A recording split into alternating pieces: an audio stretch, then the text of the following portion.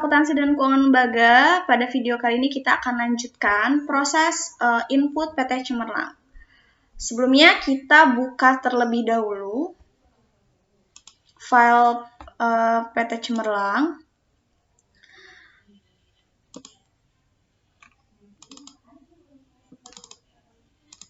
Nah, kemudian kemarin kan kita sudah sampai pada proses akhir periode. Itu yang otomatisasi penyusutan. Nah, sekarang file yang asli ini kita copy lagi untuk security system. Paste, lalu kita ganti yang copy ini namanya dengan sudah proses akhir periode. Kemudian enter. Nah, sekarang kita buka yang file polosnya, yang aslinya ini ya. Jadi kita selalu bukanya yang file polos, yang cuman nama kita .akl.gdb, tidak ada tambahan apa-apa. Kita open, oke. Kemudian kita tunggu. Kemudian kita buka.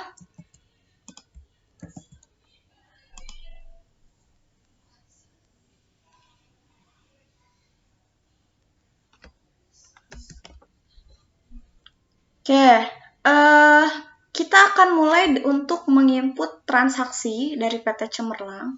Sebelumnya, ada 3 jenis transaksi yang akan kita input. Pertama, ada transaksi penjualan, ada transaksi pembelian, dan ada transaksi yang tidak berkaitan dengan barang dagang. Untuk transaksi yang tidak berkaitan dengan barang dagang, artinya bukan transaksi yang tidak ada kaitan dengan penjualan atau pembelian atau barang dagang, itu akan kita catat di menu kas bank. Di sini akan kita catat. Jika itu transaksi penerimaan, maka kita catat di menu penerimaan. Jika itu transaksi pengeluaran uang atau pembayaran, kita catat di pembayaran. Sedangkan untuk transaksi yang berkaitan dengan persediaan barang dagang, yaitu transaksi penjualan dan pembelian, kita catat di menu penjualan, jika itu transaksi penjualan, dan pembelian, jika itu transaksi pembelian. Oke, kita mulai.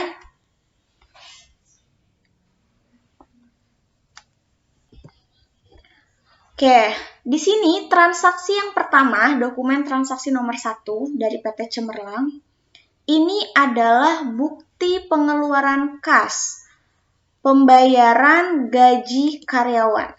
Sini ya, pembayaran gaji karyawan. Kalau pembayaran gaji karyawan, apakah berkaitan dengan persediaan barang dagang? Ya, tidak berkaitan. Berarti kalau tidak berkaitan dengan persediaan barang dagang, kita catat di menu kas bank. Oke. Pembayaran gaji karyawan berarti pengeluaran uang. Maka kita catat di menu pembayaran. Oke. Kemudian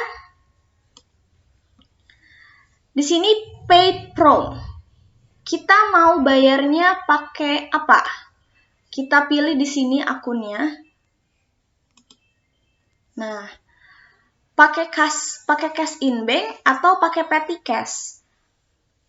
Sesuai dengan kebijakan PT Cemerlang, kalau dia pengeluarannya di bawah 1 juta, maka dia menggunakan petty cash. Kalau dia pengeluarannya di atas 1 juta, dia pakainya cash in bank. Kita lihat pembayaran gaji karyawan sebesar 4.500.000. Berarti kita pakai cash in bank. Oke. Kemudian voucher nomor. Voucher nomor ini diisi dengan nomor dokumen transaksinya nih, BKK 12 strip 1. Kita isi di sini BKK 12 strip 1. Kemudian cek nomornya ini CP12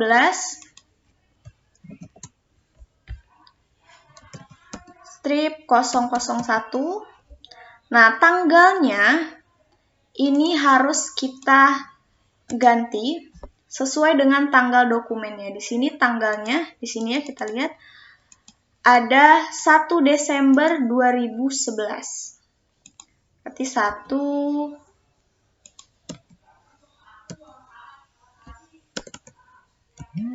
Desember 2012. 2011.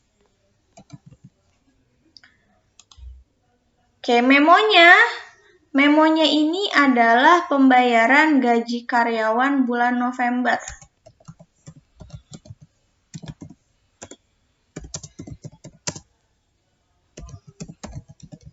Pembayaran gaji karyawan November 2011.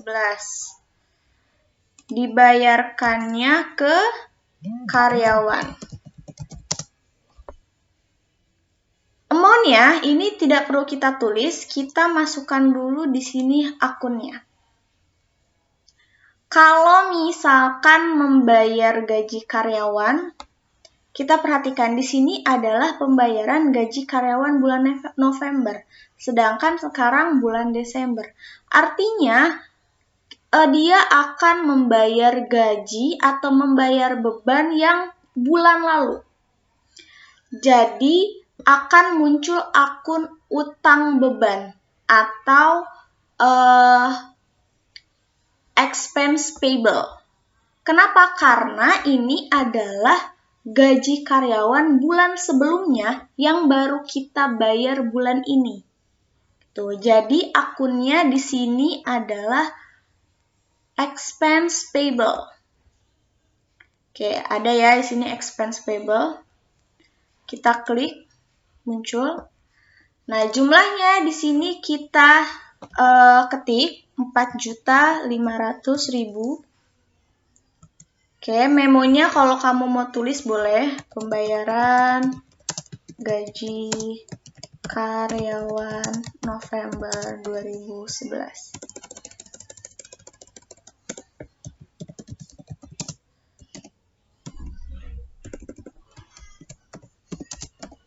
Oke. Kalau udah, baru kita ke amount, terus kita klik si simbol kalkulator ini. Nah, maka dia akan otomatis terisi sesuai dengan amount yang kita isi di bawah.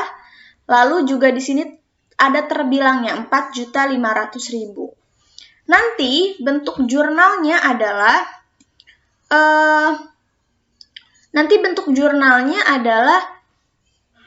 cash in bank ini adanya di kredit karena kita membayar gaji karyawan, lalu si expense payable ini adanya di debit karena kita membayar utang beban bulan lalu. Gitu ya. Kalau sudah dicatat sesuai seperti ini, kita langsung, pokoknya kamu harus pastikan bahwa tanggal, voucher nomor, dan cek nomor itu sudah sesuai. Karena sering terjadi kesalahan adalah di tanggal, lupa mengganti tanggal sesuai dengan dokumen transaksi. Ya, kalau sudah sesuai, kita klik simpan dan tutup.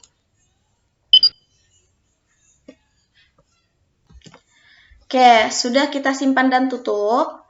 Nah, gimana cara kita ngecek itu transaksi yang tadi kita input udah masuk atau belum? Nah, caranya kita buka buku besar, lalu klik laporan keuangan, pilih buku besar, lalu pilih keseluruhan jurnal. Klik 2 kali. Nah, nanti kita harus sesuaikan dulu nih, yang mau kita munculkan itu jurnal dari mulai tanggal berapa. Karena kita mulai transaksi dari tanggal 1 Desember 2011, maka kita ganti ini jadi 01/12/2011.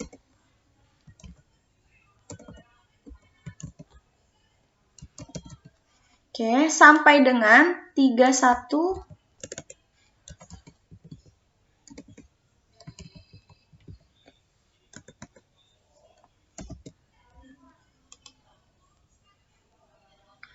ya, 1/12/2011 sampai 31/12/2011, lalu oke. Kita tunggu sebentar. Nah, akan muncul jurnalnya ini.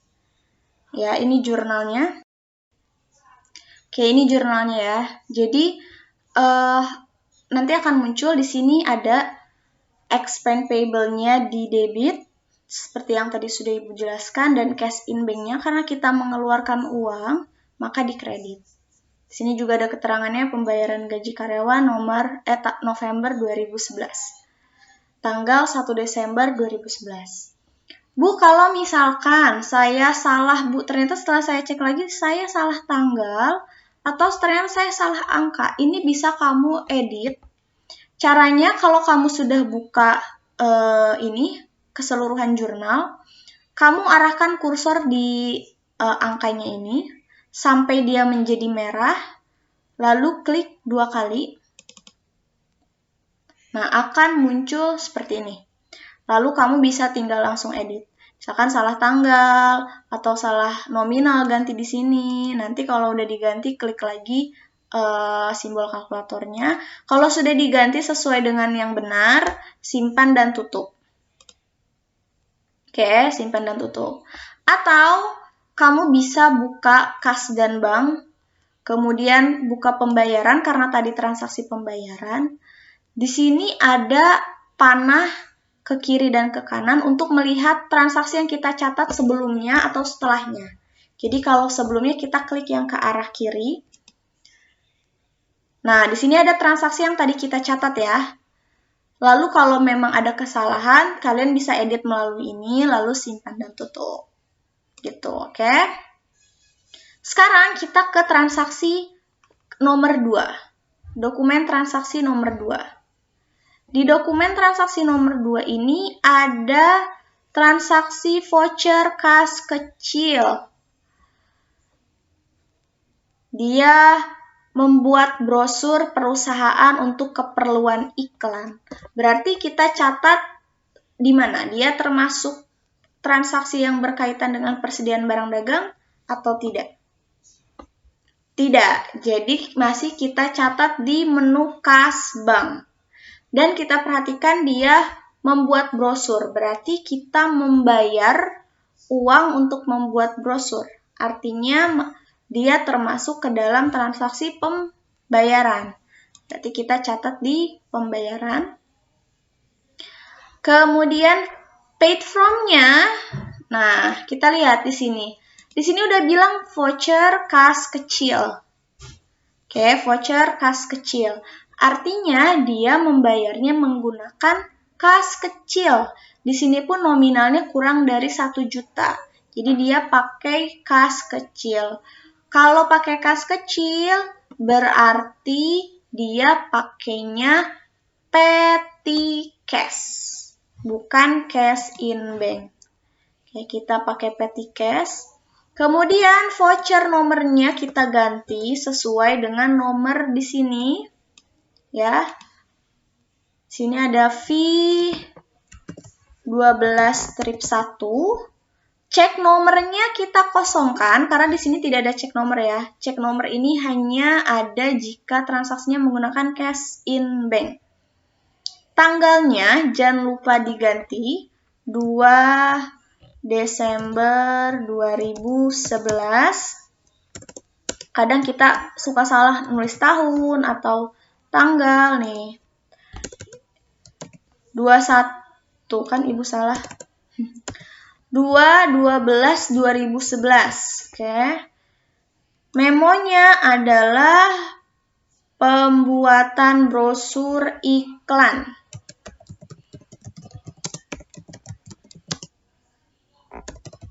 Gitu. Dibayarnya kepada percetakan iMedia.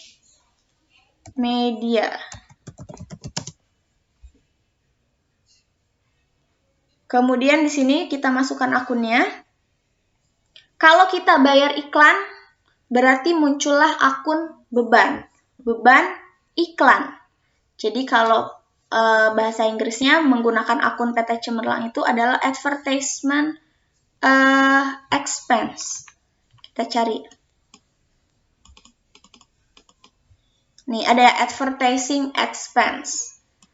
Kita gunakan, klik double. Amount-nya, jumlahnya kita hitung sesuai di sini, 725.000.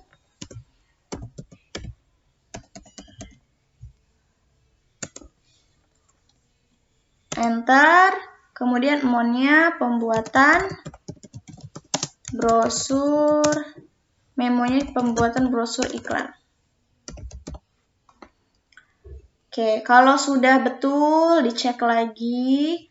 Ini nilai amount di atasnya, kita klik simbol kalkulator. Nah, 725.000. Kalau sudah, kita simpan dan tutup.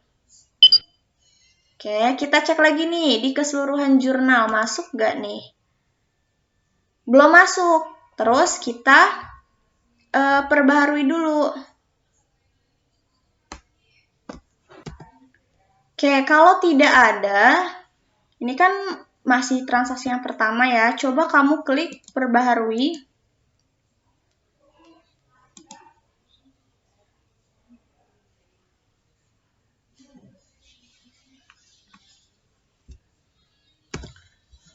Oke, setelah kita klik perbaharui, nanti dia akan tampil ya. Dia akan tampil seperti ini. Udah ada nih transaksi yang kedua, 2 Desember 2011, advertisement expense ada di debit, kemudian petty cash ada di kredit. Oke. Kalau sudah, berarti kita ke transaksi ketiga. Sekarang kita lanjutkan ke transaksi yang ketiga. Di transaksi yang ketiga ini adalah bukti penerimaan kas. Keterangannya pelunasan faktur. Kalau bukti penerimaan kas dari pelunasan faktur artinya ada yang bayar piutang. Ada pelunasan piutang. Kalau piutang timbul karena adanya penjualan secara kredit. Artinya transaksi nomor 3 berkaitan dengan penjualan atau berkaitan dengan persediaan barang dagang. Maka akan kita catat di modul atau di menu penjualan. Oke, kita buka penjualan. Karena di sini kita menerima kas dari pelunasan faktur, maka kita akan catat di menu penerimaan penjualan. Oke, di sini ada receive from. Receive from berarti kita nerima uangnya dari siapa? Dari Daya Elektronik. Di sini ya, dari Daya Elektronik. Kita cari di sini Daya Elektronik. Oke, kemudian form no. Kita isi dengan nomor transaksi yang ini, BKM 12-1.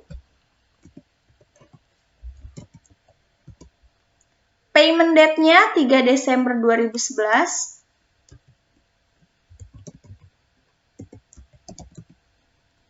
Kemudian kita ke bank, pakainya cash in bank.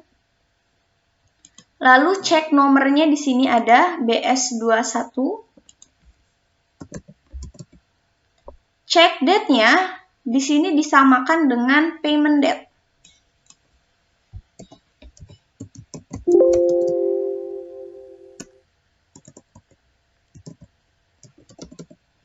Oke, tapi sebenarnya payment date dan check date itu bisa saja berbeda. Karena payment date itu adalah waktu ketika atau tanggal ketika ceknya diterima atau diberikan. Sedangkan check date itu adalah tanggal ketika ceknya sudah bisa dicairkan. Jadi mungkin nanti akan ada kasus di mana check date itu baru bisa dilakukan ketika setelah pemberian cek. Jadi bisa dicairkannya setelah dikasih ceknya. Kalau dikasih ceknya tanggal 3, baru bisa dicairkan tanggal 4. Misalkan seperti itu. Tapi kalau di soal tidak ada keterangan atau di kebijakan akuntansinya tidak ada keterangan soal kapan bisa dicairkannya, itu berarti kita samakan dengan payment date-nya aja. Karena jarang ada kasus yang berbeda seperti itu. Kalau udah, kita langsung isi memonya. Memonya berarti pelunasan faktur. ditulis faktur yang mana? F1112. Oke, lalu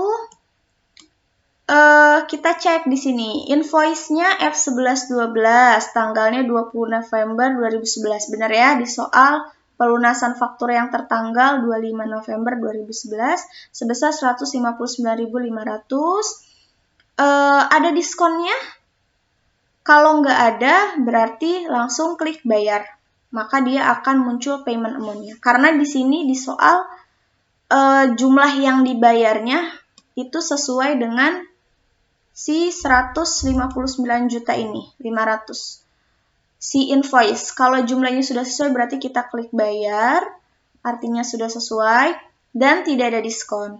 Seandainya ada diskon, nanti kamu klik si tanda persen merah ini, lalu di sini kasih tahu jumlah diskonnya berapa, lalu masukkan akunnya. Kalau diskonnya di penjualan atau potongan penjualan, biasanya akunnya pakai sales discount. Kalau nggak ada akun sales discount, berarti pakainya akun sales. Gitu ya. Tapi berhubung si pelunasan faktur F1112 ini tidak ada diskon, maka kita kosongkan diskonnya. Lalu, kalau sudah kita klik bayar, checklist bayar, klik si kalkulator, simbol kalkulator. Nah, pastikan jumlahnya sesuai. Oke, jumlahnya sudah sesuai. Lalu lihat di sini jumlah yang didistribusi 159.500. Kalau sudah sesuai, tanggalnya sudah dipastikan benar, jumlahnya sudah benar, bayarnya sudah diklik, kita pilih simpan dan tutup. Oke, sudah disimpan dan tutup. Kita cek lagi nih keseluruhan jurnal. Kita klik, terus kita perbaharui.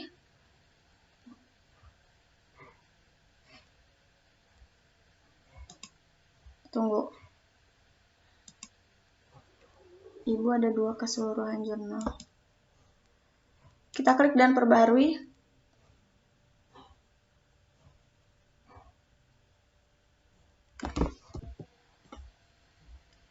Oke, kita kalau mau lihat berarti kita klik perbaharui. Di sini perbaharui. Tapi kok tidak muncul nih jurnal yang Ibu catat tadi, kok tidak muncul di perbaharui? Nah, coba mungkin ada kesalahan tanggal ketika Ibu menginput ketika Ibu menginput jurnalnya. Nah, kita buka lagi yang penjualan tadi karena masih belum Ibu tutup di sini.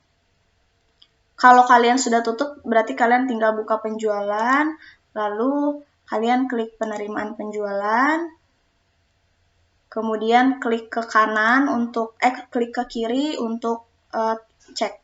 Nah, ternyata di tanggal yang Ibu tulis ini adalah 12 bulan 3. Padahal seharusnya tanggal 3 bulan 12. Makanya dia tidak muncul di keseluruhan jurnal. Karena di keseluruhan jurnal, Ibu itu klik tanggal 1 Desember sampai 31 Desember 2011.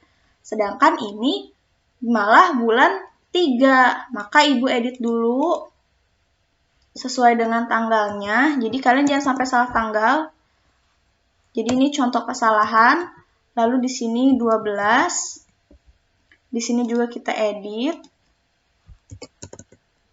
03, 12. Nah, kalau sudah, kita klik simpan dan tutup. Nah, sekarang coba deh kita cek lagi apakah bisa muncul. Nah, baru deh muncul setelah kita ganti tanggalnya. Jadi itu salah satu kesalahan yang mungkin terjadi ketika kamu sudah input transaksi, tapi kok tidak ada sih di keseluruhan jurnal, artinya ada kesalahan. Bisa jadi kesalahan tanggal. Nah, jadi cash in bank-nya ada di debit karena kita menerima uang. Kemudian account receivable-nya di kredit karena piutang kita berkurang, sudah dilunasi oleh si pelanggan kita. Di sini keterangannya pelunasan faktur F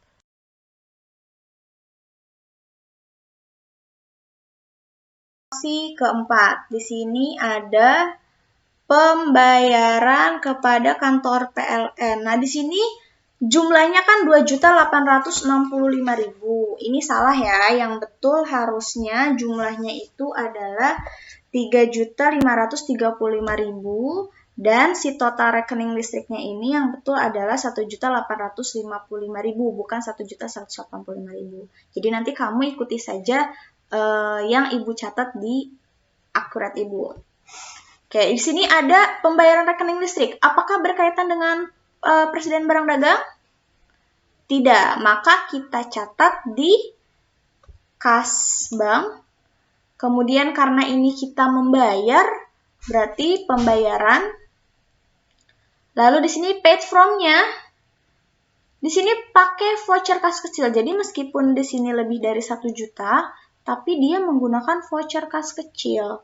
Maka kita catat pakai petty cash. Oke, jadi kalau udah di sininya voucher kas kecil, pasti pakainya petty cash. Kemudian voucher nomornya V12-2, sudah betul, cek nomornya kosong karena dia pakai petty cash. Nah, date-nya disesuaikan dengan dokumen transaksi, yaitu 4 Desember 2011. Nah, memonya kita catat pembayaran rekening listrik dan telepon, kemudian PI-nya pada PLN dan PT Telkom. Oke, kalau sudah diketik pembayaran rekening listrik dan telepon, sini tambahin November 2011.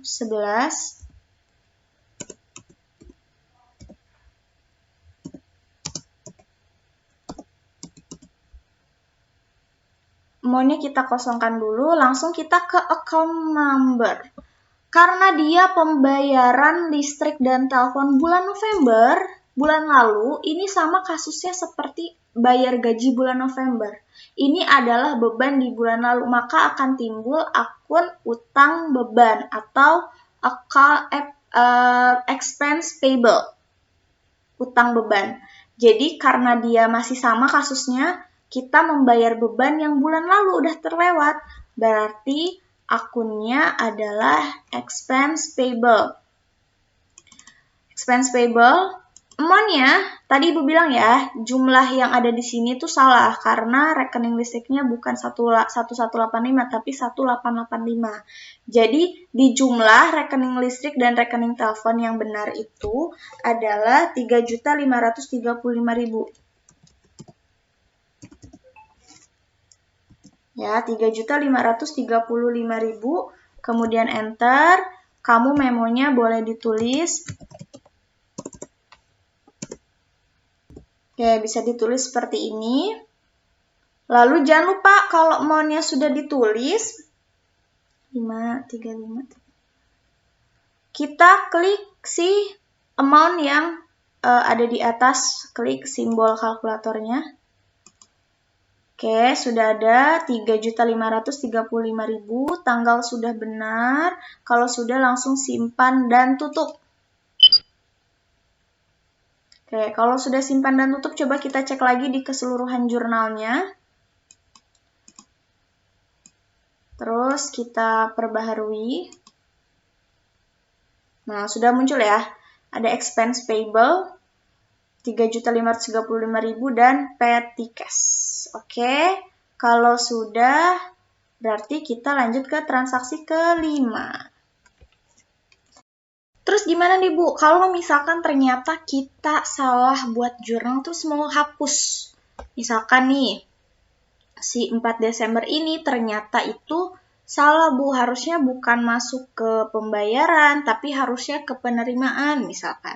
Gimana cara hapusnya? Nah, cara menghapusnya itu pertama kita klik daftar, lalu kita ke buku besar, lalu pilih bukti. Pilih kas dan bank. Jadi kita pilih daftar, kemudian karena itu tadi transaksi kas dan bank, maka kita pilih yang kas dan bank. Lalu si transaksi keempat itu kan tadi kita catatnya di pembayaran. Maka kita klik pembayaran. Kosong, karena tanggalnya belum kita setting. Sini kita pilih lagi tanggalnya 01/12/2011 sampai 31/12/2011. Nah, maka kita akan muncul nih apa yang sudah kita catat di pembayaran kas dan bank tadi.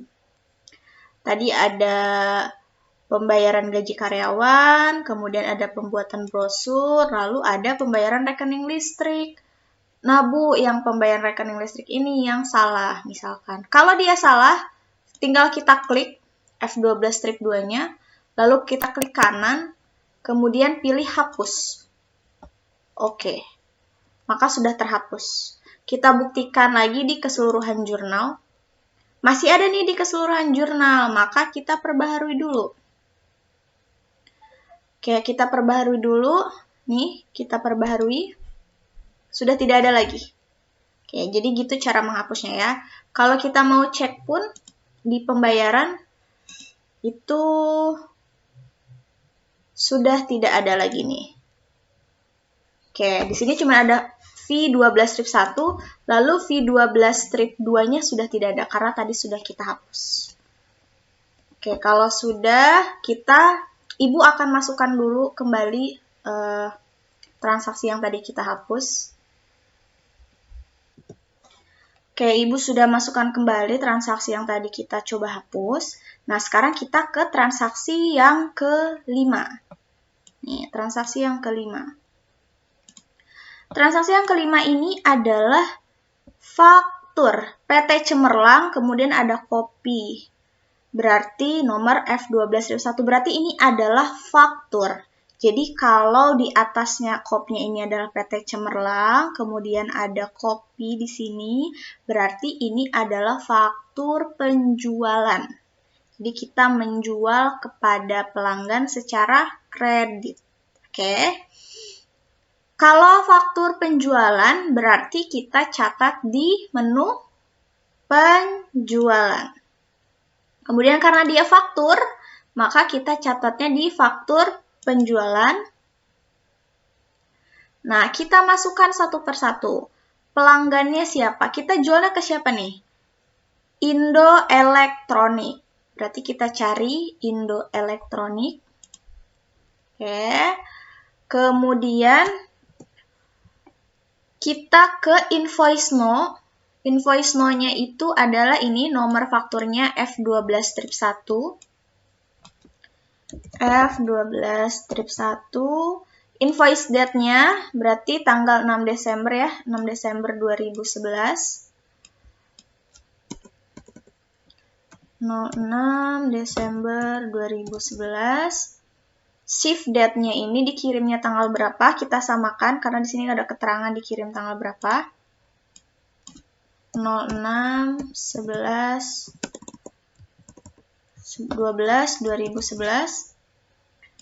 Lalu FOB-nya apakah shipping point atau destination point? Ini kita kosongkan karena tidak ada informasinya di sini. Jadi ini kita kosongkan saja. Kemudian terms-nya, di sini ada syaratnya nggak? Ada ya nih, terminnya N/30. Berarti di sini kita pilih net 30. Ya, karena N/30 artinya net 30. Shipia-nya, ini kamu boleh isi apa aja atau boleh dikosongkan karena di sini nggak ada keterangannya ya. Kalau sudah, di sini sudah kita isi semua, kita ke itemnya. Apa yang kita jual? Pertama adalah TV P268. Kita cari di sini. TV P268. Oke, kemudian enter. Kuantitinya berapa? Kuantitinya di sini 9. Berarti kita isi 9. Kemudian enter. Unit price, harganya nih, harga satuan ya. Kalau unit price berarti harga satuan.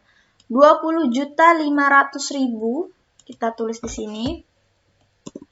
20.500.000. Enter. Apakah ada diskon?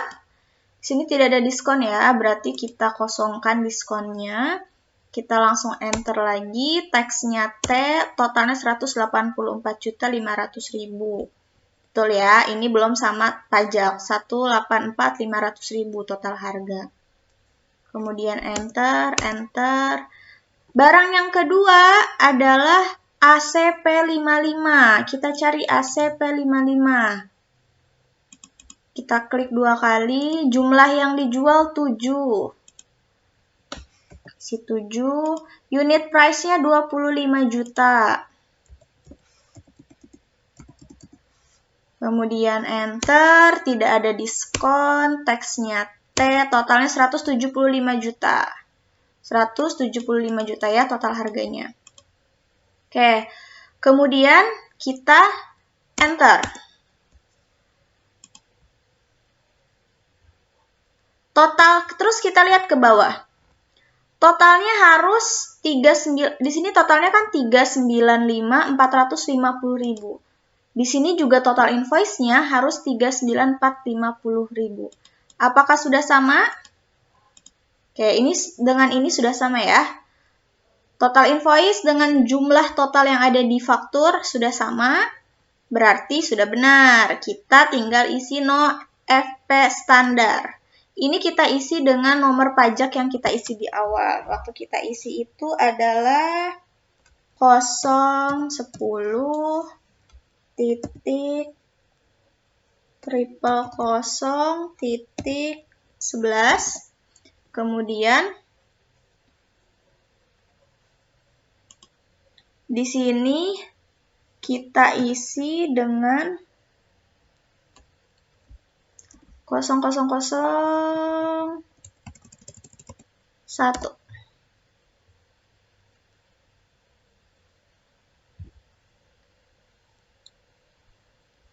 Oke, kalau sudah deskripsinya kita tulis saja di sini penjualan kredit pada Indo Elektronik. Oke, kalau sudah kita simpan dan baru. Tapi kalau ternyata penjualannya secara tunai, kita langsung klik bayar. Ya, jadi nanti ada proses langsung membayarnya. Tapi karena ini faktur, penjualan secara kredit, jadi kita langsung klik simpan dan tutup. Oke, kalau sudah simpan dan tutup, coba kita cek di keseluruhan jurnal. Kita perbaharui dulu. Oke, sudah masuk ya. Account receivable-nya 395.450. PPN outcome-nya, pajak penjualannya 35.950.000 di kredit, total penjualannya 359.500, cost of goods sold-nya 332 juta, dan merchandise inventory-nya 332 juta. Oke, kalau sudah, berarti hari ini kita hanya sampai transaksi 5. Jadi di video selanjutnya Ibu akan lanjutkan ke transaksi yang lain. Kalau sudah berarti kita langsung saja ke berkas, lalu keluar, tutup data yes, backup no, keluar.